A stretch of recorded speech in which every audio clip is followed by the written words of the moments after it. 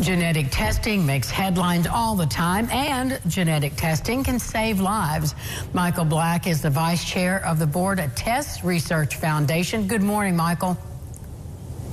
Good morning. It's great to be here, Angie. Well, thank you for being here and to share your very compelling personal story about genetic testing in your little boy.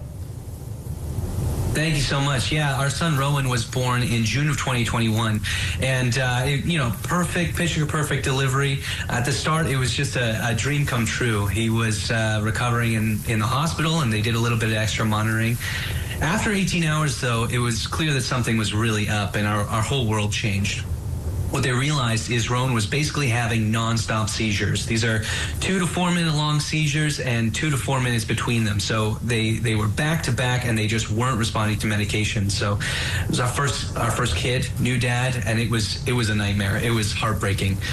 From a clinical perspective, that first couple days is just about trying to break the cycle, trying to stop the seizures. And then after that, they start to, dig a little deeper. They were able to do that and then dig a little deeper into why is this happening? Is it bacteria? Is it a virus? Is it something else? And eventually they shone their spotlight on genetic testing.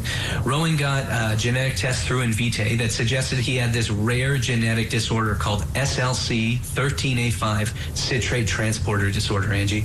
My goodness. So without that genetic testing, would you still be looking for answers to those questions? We'd be looking for answers, and we would have no clue on where to go. It was so important. My wife and I got Invitae genetic testing as well, just to kind of confirm the diagnosis. And then after that, our life completely changed for the better.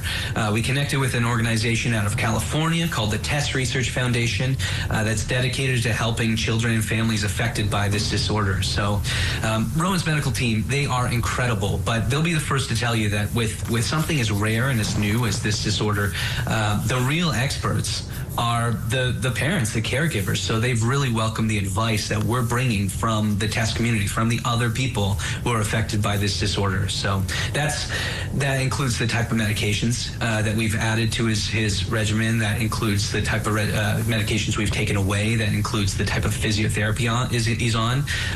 All of this is informed by other families with this disorder that we were able to find through this genetic testing.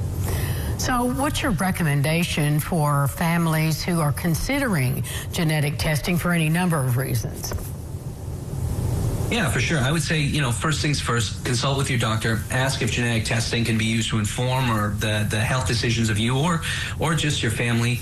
For us, it was really the key that opened the door to the Test Research Foundation and the great work they're doing and helped us better manage Rowan's health. So I would say, For us, it was incredibly empowering, and it allowed us to diagnose this rare disease. But for you, it may help you diagnose any number of things, right? If it's a genetic cause, this is what's going to help find it and give you answers.